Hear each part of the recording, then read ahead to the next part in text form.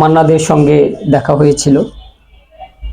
এটা অত্যন্ত গুরুত্বপূর্ণ একটা কথা। একসাথে বেশ কয়েকদিন ছিলামও, আর ভালো লাগে ওনাকে। ওনার সাথে হ্যান্ডশেক করছো? ওনার সাথে হ্যান্ডশেক যা করার অনেক কিছু করেছি, সেটা বলে বোঝানো। জানি তোমার প্রেমের যোগ্য আমি তো নই, পাছে ভালোবেসে ফেলো তাই। আর গান আসলে গাওয়া ইসলামের জন্য ঠিক না। কিন্তু কেমন আছো? আলহামদুলিল্লাহ ভালো আছি। তুমি কেমন আছো? অনেকদিন পর তো দেখা হলো। হ্যাঁ, অনেকদিন পর দেখা হলো। অনেকবার তুমি নক করেছো, কল করেছো, তোমাকে কোনো অ্যান্সার দিতে পারি নাই বিভিন্ন ঝামেলার কারণে, ব্যস্ত থাকার কারণে। এই তো আর কি। তো আড্ডার মধ্যে তোমার সাথে আড্ডা দিলে শুধু তোমার কণ্ঠের গানের কথা মনে পড়ে। আমি তো আর মূলত সিঙ্গারও না, শিল্পীও না। ভালোবেসে গান শুনি এবং ভালোবেসে গান গাওয়ার একটু একটু চেষ্টা করি আর কি।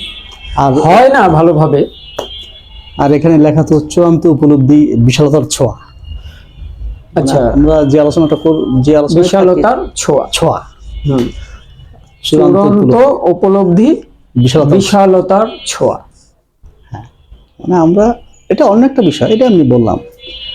তো কি প্রথম বলতে কি একটা সুর দেওয়া যেতে পারে, কি একটা গান দেওয়া যেতে পারে? গান তো আর এখন প্রস্তুতি নিয়ে গান গাইতে আসেনি যে গান গাইতে হবে বা কিছুই করতে হবে। এই তো আড্ডা হলো আর কি। না সেটাই, সবে তো আসলাম। আড্ডা হবে, গল্প হবে। তো নারী নিয়ে কি আলোচনা করা যায়, প্রেম নিয়ে কি আলোচনা করা যায়? নারী নিয়ে আলোচনা বা প্রেম নিয়ে আলোচনা সব হলো ভালো আর মন্দের ব্যাপার।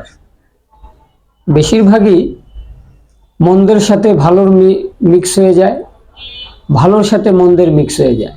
তখনই দ্বন্দ্বগুলো লেগে যায়, তখনই একজন একজনকে পছন্দ হয় না, ভালো লাগে না। এক পর্যায়ে গিয়ে সেটা আর থাকে না।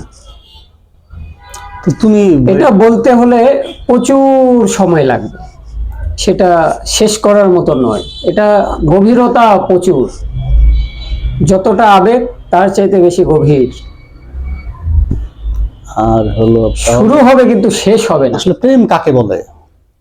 প্রেম কাউকে বলে না, আবার প্রেম অনেক কিছুইকে বলে। প্রেম মানেই তো ভালোবাসা। ভালোবাসা অনেক ধরনের হয়ে থাকে। প্রতারকরাও ভালোবাসে, সে প্রতারণা করার জন্য।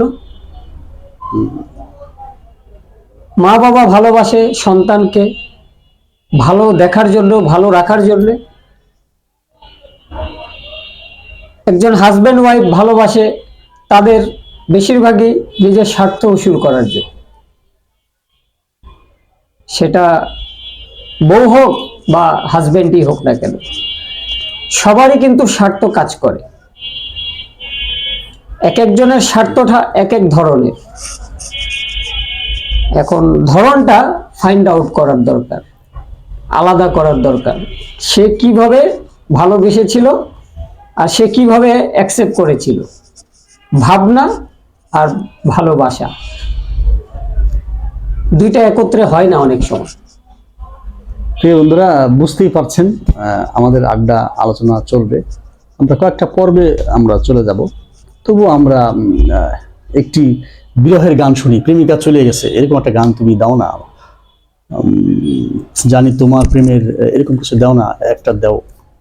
আসলে শ্রদ্ধেয় মান্না দে কাকা, ওনাকে আমি অনেক দিন থেকে শুনি, ভালোও লাগে। ওনার প্রত্যেকটা গানের বাস্তবতার সাথে অনেক মিল রেখে উনি গানগুলো গেয়েছেন এবং সুরও করেছেন।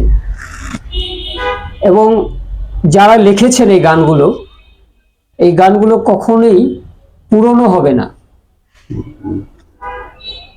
প্রজন্ম প্রজন্ম প্রজন্ম ধরে চলে যাবে। আর যখন এই গানটা হবে তখনই মনে হবে এই তো কদিন আগে হলো।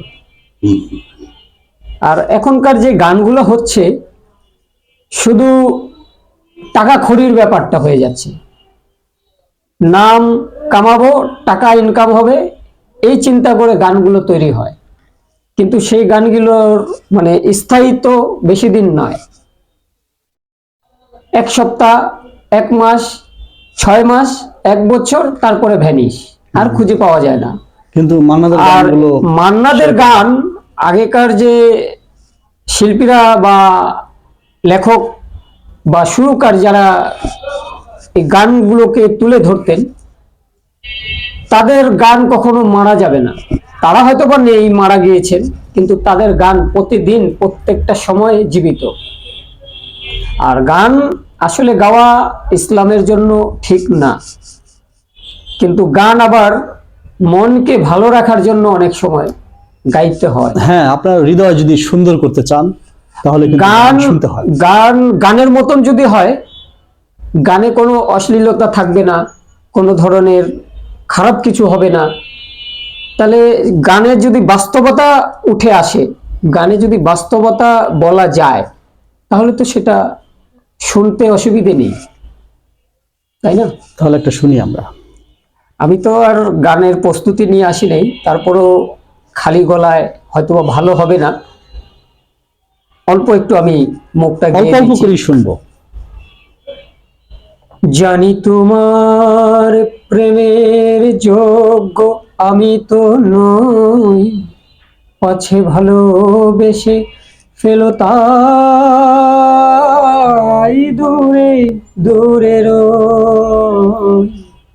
জানি তোমার প্রেমের যোগ্য আমি তো নই, পাছে ভালোবেসে ফেলো তাই দূরে দূরে রই। এই হ্যালো বন্ধুরা, আমাদের আড্ডা হয়তো ভালো হয়নি না। গানটা, অত্যন্ত ভালো হয়েছে। আমরা হঠাৎ করে অনেকদিন পরে আমার বন্ধু আমাকে রিকোয়েস্ট করলো যে গান গাওয়ার জন্য। আসলে গান তো খালি গাইলেই হয় না, একটু প্রস্তুতিও নিতে হয়।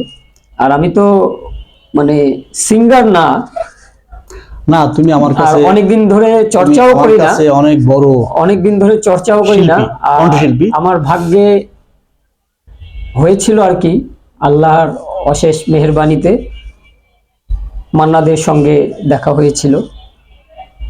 এটা অত্যন্ত গুরুত্বপূর্ণ একটা কথা। একসাথে বেশ কয়েকদিন ছিলামও, আর ভালো লাগে ওনাকে। ওনার সাথে হ্যান্ডশেক করছো?